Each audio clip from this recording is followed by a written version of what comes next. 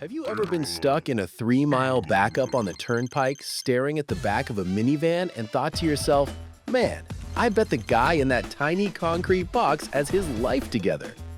This is the kind of game you play when you want to be as far from glamorous as possible.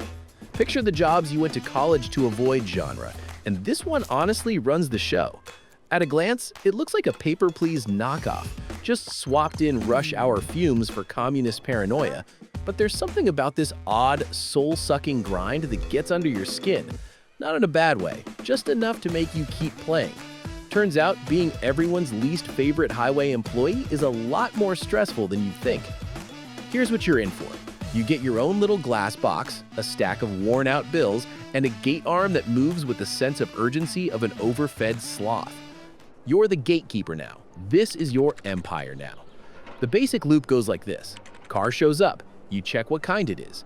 Don't forget, semis are pure cash. Those little hatchbacks barely pay for your coffee. You take their money, make change, send them on their way. That's it, right? Sure, until trouble starts.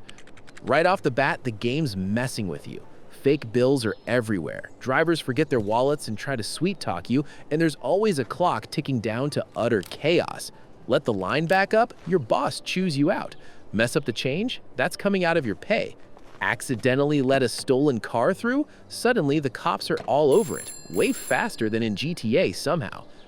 But what actually makes this game pop isn't edge-of-the-seat action. There's none. What grabs you is the mood.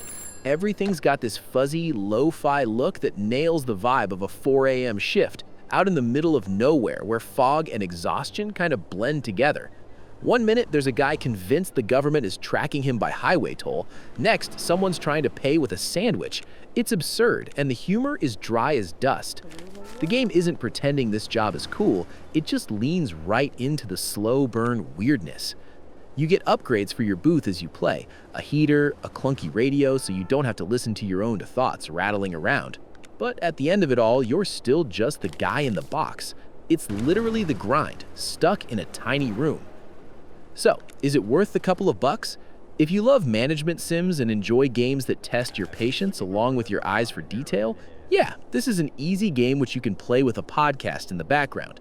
It's not about high scores or fancy graphics. It's about the odd, soothing charm of doing a weird job really, really well. Don't expect it to win any big awards, and the way the cars drive, well, let's just call it indie charm. But as a budget game that knows exactly what it is, it's actually a good time. I'm curious though, what's the worst job you've ever had, and would you play a simulator about it? Drop your answer below. Personally, I'm just waiting for grocery store bagger simulator so I can judge people for buying way too much milk. Thanks for hanging out. See you next time.